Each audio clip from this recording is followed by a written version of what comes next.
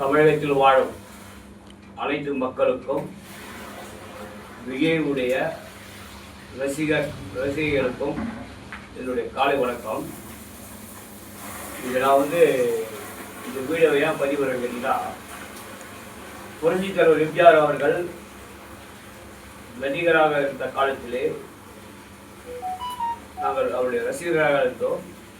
அவர் தலைவனானார், நாங்கள் தொண்டரானோம். அந்த தலைவன் சொன்ன வார்த்தையை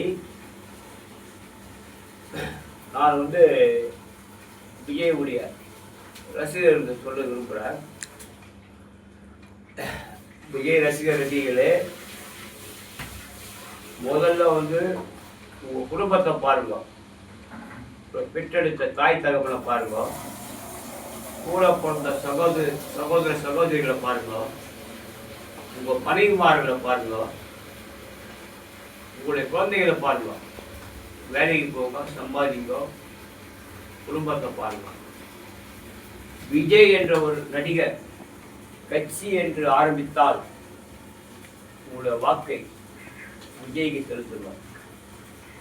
அது உங்களுடைய விருப்பம். ஆனா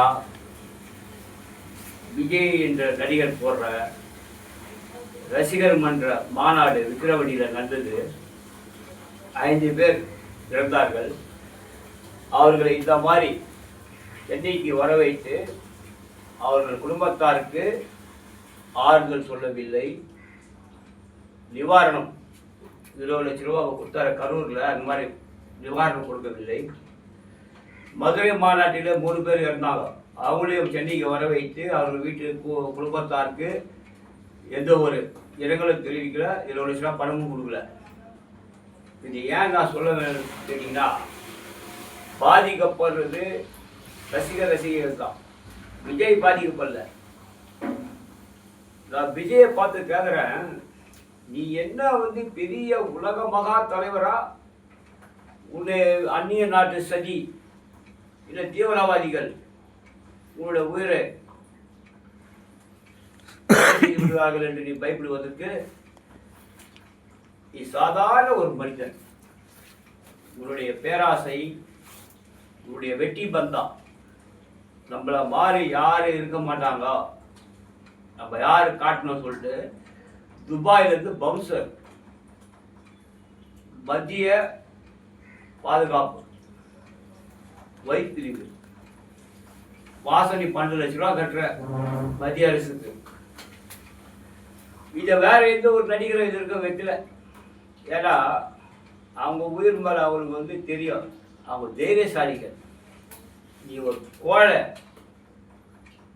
நீங்க சினிமாவில் சண்டை போடுவீங்க, காலை தூக்குவ, கையை தூக்குவ, கழுத்தை ஆட்டுவ, நெஞ்சை நிமித்துவ. நீ வெளியில ரோடு சண்டைலாம் போட்டது கிடையாது. நான்லாம் ரோடு சண்டை போட்டவன். பல தடவை போலீஸ் லாக்காப்பு போனவன். ரோடு சண்டை தான் எங்களுக்கு தெரியும். உங்களுடைய சண்டைலாம் சினிமா தான் சண்டை. எம்ஜிஆர், புரட்சியாளர் எம்ஜிஆர் அவர்கள் காரிலே மனைவி திருமதி ஜானகிராம போட்டு போக சொல்ல 4 திருடர்களை காரை வழிமறிக்கிறாங்க. புரட்சியாளர் எம்ஜிஆர் அவர்கள் உடனே வேட்டியை மடித்து கொண்டு அவர்கிட்ட சண்டை போடுகிறார். அவர் தல்பா கட்டிட்டு சொல்ல, அந்த தல்பா கல்ல கட்டிட்டு சொல்லி கீழே விழுந்துட்டு உடனே எம்ஜிஆர் காலை விழுந்துறாங்க. தலைவா, நீங்களா? வாத்தியார, தெரியாத வாத்தியார, தெரியாம தப்பு பண்ணிட்டா, மன்னிச்சிடுங்கன்னு. எனக்கு உடம்பு அப்படியே சிலுகுது. உடனே புரட்சியாளர் எம்ஜிஆர் சொல்றாங்க, ஏன் இந்த மாதிரிலாம் தவறு பண்றீங்க, உழைச்சி சாப்பிட வேண்டியதானே அப்படின்னு. எங்களால் பிழைக்க முடியல, வாழ முடியல, குடும்பத்தை காப்பாற்ற முடியல. உடனே எம்ஜிஆர் என்ன பண்ணாரு, அவருக்கு பணத்தை கொடுத்து இந்த மாதிரி தவறு செய்யாதீங்க, உழைச்சி சம்பாதிங்க சொல்லிட்டு பணத்தை கொடுத்து அனுப்பிச்சாரு. விஜய் அந்த மாதிரி ஒரு சம்பவம் இருந்தால் என்ன பண்ணியிருப்ப? அவங்க கிட்ட பணத்தை வாங்கி காரில் ஏறி வந்துட்டு இருப்ப. அந்த மாதிரி ஒரு கேடுகட்ட மனுஷன், இந்த மாதிரி ஒரு பிறவி இந்த உலகத்திலே கிடையாது மிஸ்டர் விஜய். திரும்ப திரும்ப சொல்றேன் விஜய், தமிழ்நாட்டு மக்களோட விளையாடாத.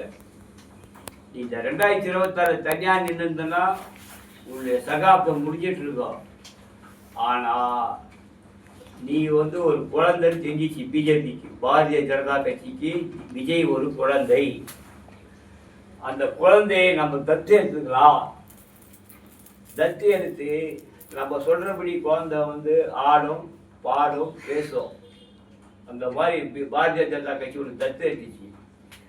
குரங்காட்டி என்ன பண்ணுவாங்க கேட்டினா, குரங்கை வந்து கீழே வந்து வச்சுட்டு தலையில் வந்து தட்டுவான், ஆர்ஆர் ராமா ஆர்ஆர் ராமான்னு. அந்த குரங்கு அவன் தட்ட சொல்ல வந்து அதுக்கேற்ற மாதிரி ஆடும். அந்த மாதிரி நீ வந்து கூத்தாடி சொல்லிக்கிற அந்த கூத்தை நீ வந்து பாரதிய ஜனதா வந்து கும்பலை தட்ட சொல்லி நீ ஆட தான் போகிற. நான் ஒரு ரொம்ப நாளாக யோசனை பண்ணுறேன். தமிழக அரசு புலனாய்வுத்துறையை போட்டுது, சாரி சென்னை உயர்நீதிமன்றம். தமிழ்நாடு அரசு ஒரு நபர் விசாரணை கமிஷன் அருணா ஜெயசிங்கை வச்சு போட்டுது. இதுல வந்து சிபிஐக்கு எந்த ஒரு வேலையும் இல்லை. இந்த நாட்டு மக்கள் நன்றாக உணர வேண்டும். நான் ஒரு வழக்கறிஞரும் கடந்த 32 ஆண்டுகளாக குற்றவியல் நீதிமன்றத்தில் குற்றவியல் வழக்குகளை பல வழக்குகளை பார்த்திருக்கிறேன், சந்திச்சிருக்கிறேன், கேள்விப்பட்டிருக்கிறேன். இந்த கரூர் விபத்தில் ஏற்பட்ட கோர விபத்துக்கு புலன் விசாரணை என்று சிபிஐ இறங்கி இருக்கிறது. உச்ச நீதிமன்றம், சுப்ரீம் கோர்ட் 2 நீதிபதிகள் பெஞ்சு அமர்வு போட்டிருக்கு. அவங்க புலன் விசாரணை தொடங்கிட்டாங்க. இந்த புலன் விசாரணை கேட்டிங்கன்னா 2-3 மாதத்தில் டிசம்பர் 31 வந்து அறிக்கையை ஜனவரியில் தாக்கல் பண்ணலாம். ஆனால் சிபிஐ செய்யாது. ஏன்னு கேட்டிங்கன்னா, விஜயை வந்து பிஜேபி தன்னுடைய கட்டுக்குள்ளே கொண்டு வந்துட்டு இந்த புலன் விசாரணையை பல ஆண்டுகளாக கழித்து தான் தீர்ப்பு வெளியில் வரும். இந்த வழக்கில் வந்து பொறுத்தவரைக்கும் எல்லா மக்களுக்குமே தெரியும், விஜயினால் லேட்டாக வந்ததுனால ஏற்பட்டது. அந்த கூட்டத்துக்கு வந்தவங்களுக்கு சாப்பாடு குடிநீர் கொடுக்காதது, அவருடைய பிரச்சார வாகனம் யமா வாகனம், அது பேர் பிரச்சார வாகனம் யமா வாகனம், பிரச்சாரம் என்ற பேரில் வந்த யமா வாகனம் நடிகர் விஜயுடைய வாகனம் உள்ளே நுழைந்ததுனால ஏற்பட்ட இது ஏற்பட்டதனால் தள்ளுமுள்ளு ஏற்பட்டு இறந்தாங்க. இதுக்கு முழுக்க காரணம் வந்து நம்பர் 1 விஜய். விஜய் வந்து கேடி நடிச்சிருக்கலாம், பில்லான்ற படம்லாம் நடிச்சாரன்னா எனக்கு தெரியாது. ஆனால் பக்கம் 1ஆம் நம்பர் கேடி. இந்த மூளை இவ்வளோதான் மனுஷனுக்கு மூளை. அந்த மூளை விஜய்க்கு இவ்வளோ மூளை தானான்னு தெரியல. அந்த அளவுக்கு கிரிமினல் மூளை வேலை செய்யுது. விஜய் இனிமேல் தமிழ்நாட்டில் வந்து ஒருத்தர் கூட சாகக்கூடாது. என்ன மாதிரி 1000ல் ஒருவன், லட்சத்தில் ஒருவன், கோடியில் ஒருவன் எம்ஜிஆர் தொண்டர்கள் இருக்கிறாங்க. இது மாதிரி தமிழ்நாட்டு மக்களுக்கும் பொதுமக்களுக்கு ஏதாவது ஏற்பட்டால் நாங்கள் சும்மா இருக்க மாட்டோம். விஜய் என்ற ஒரு மனிதன் இல்லாமல் போயிடுவான். அதனால் மக்களோட உயிர் அவ்வளோ சாதாரணமாக நினைக்காத, உன்னுடைய வேலையை நீ பார். இதுதான் உனக்கு நான் கொடுக்குற ஒரு எச்சரிக்கை. நாங்களாம் பொறுத்து பார்த்துக்கிறேன். எம்ஜிஆர் ரசிகர்கள் பல பேர் இருக்காங்க. வேணாம், ஒரு அரசியல் தெரியல, ஒதுக்கிடு.